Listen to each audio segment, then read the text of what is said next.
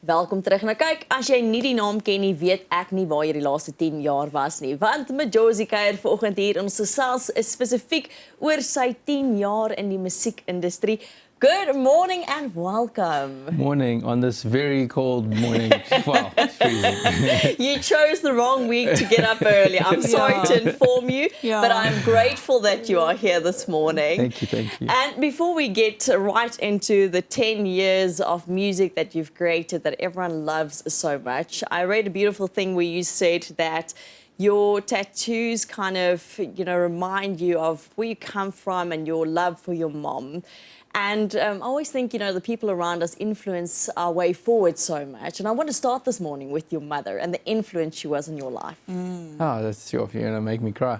Yeah, sure, the older I've got, the more I've started to realize that, like, you think your parents are these superhuman figures and they just like know everything and they've got it all together.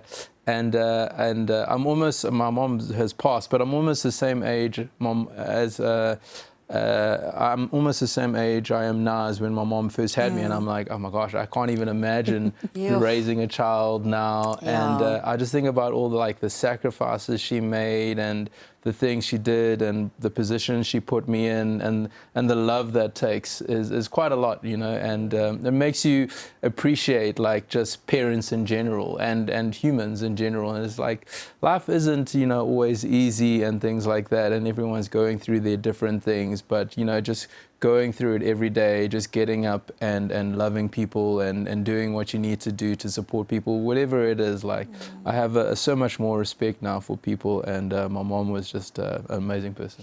While I was reading that, I was thinking by myself, wow, what must I do? How can I be that kind of mother that my son will also someday have a tattoo of me just to pronounce his unwavering love for me? What do you think? What is the characteristics, despite the brokenness of people? Because I feel, sorry, a lot of times I feel like a failure as a parent because it's so challenging. What do you think is the characteristics that pulls through the fact that your children loves you anyway and has so much respect for you? Wow, you guys are asking me deep questions early this morning, eh? You know what it is? I think it's just realizing that you can do what you can do as a parent. Like, listen, I'm not a parent. This is just me guessing and surmising. You can do what you can do as much as you want, as you can as a parent, and then the rest is up to them. You never know how they're going to grow up, and I think if they're surrounded in a beautiful community, and they see those examples from you, and they see those examples from the other friends, and then their friends start having kids, and you just start seeing how this all works and how beautiful it is. I think then you start to appreciate, oh my gosh, flip, this is such an amazing thing. Thank you, mom and dad. Thank you, brother and sister, or whoever it is, My mother always said, my kind, as jy eendag self 'n ouer is, when you're a parent yourself, you'll understand how difficult it was for us. And I'm not even a parent. And I'm like, oh my gosh, this is so hard. I can barely do my taxes. You know what I mean? It's really, really hard. I think the reason we start with the difficult questions is because you yourself said we are so much more than what we do. And I think that is such an important thing and lesson in life to learn, is that we're so much more than the jobs we do. Why is that so important for you, for people to realize? I think it's all about identity and finding your grounding in something more than yourself. So for me, that's God. It's super simple.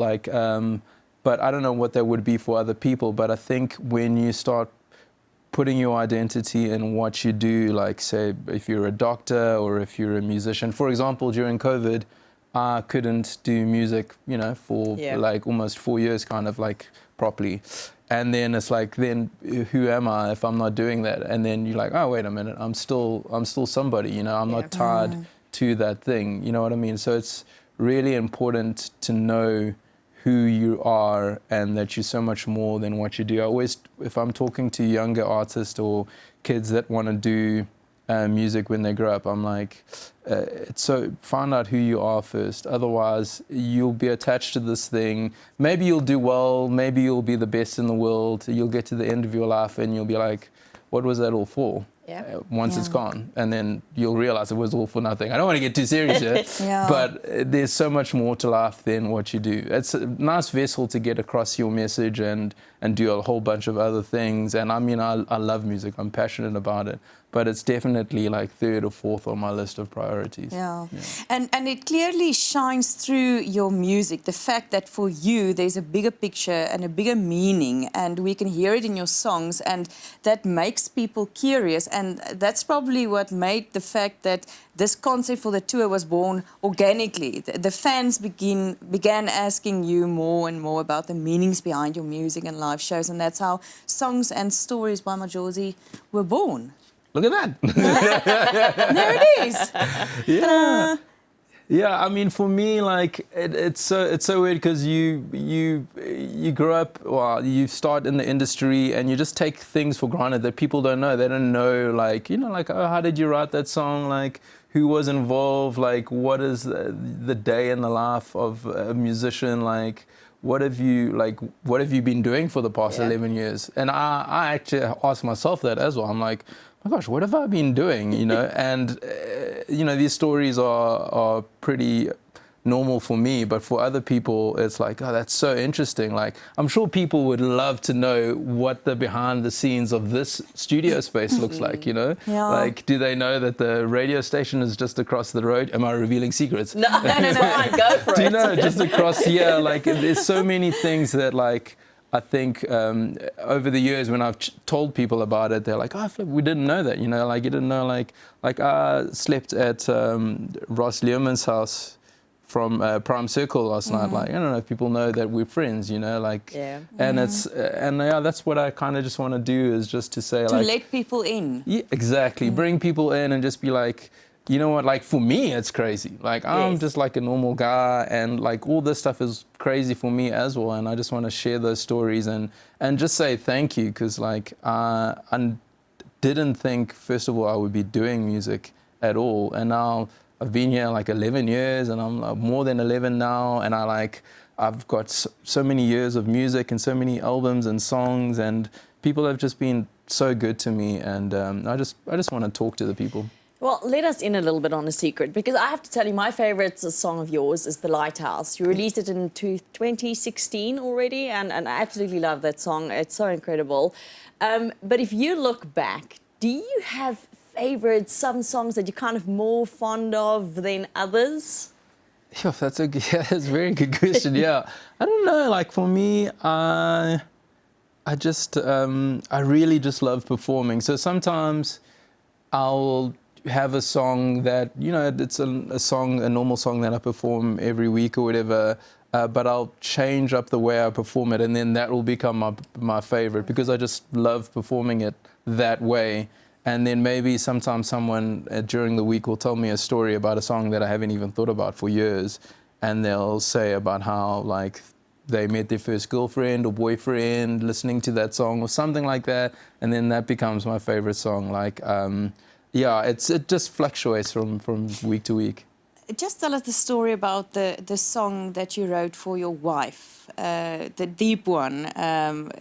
The fact that you can't always be there for her like you want to, but when she was going through a deep stage, difficult stage, Yeah, so my wife has been on a journey with depression and anxiety. She's doing much better now. She's doing great now. So please don't worry.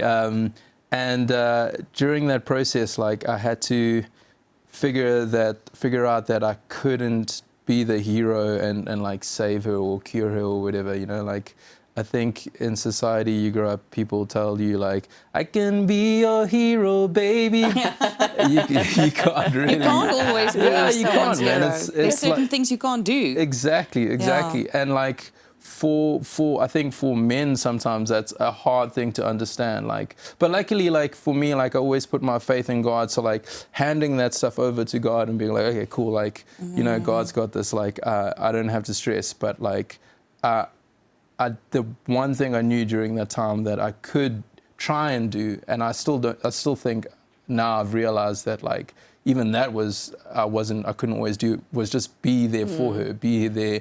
And not leave her or anything, because we weren't even married at the time.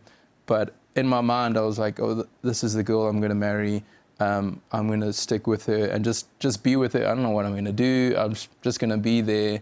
And by the grace of God, made it through all of that and thriving. Incredible. And what song came from that? Falling. Falling. Majozi, it is so wonderful to have you here this morning. And not only are you a multi-talented artist in the amount of instruments you play, it's also wonderful to always hear every artist that you collaborate with. And one thing they say about you is what a cool, humble guy you are. And I think Who has said that? I mean, they all say that, and I think it is brilliant. I think it is one of your best qualities is just how humble and funny you are. So thank you so much for sharing your heart and your stories, a little bit of your stories with us.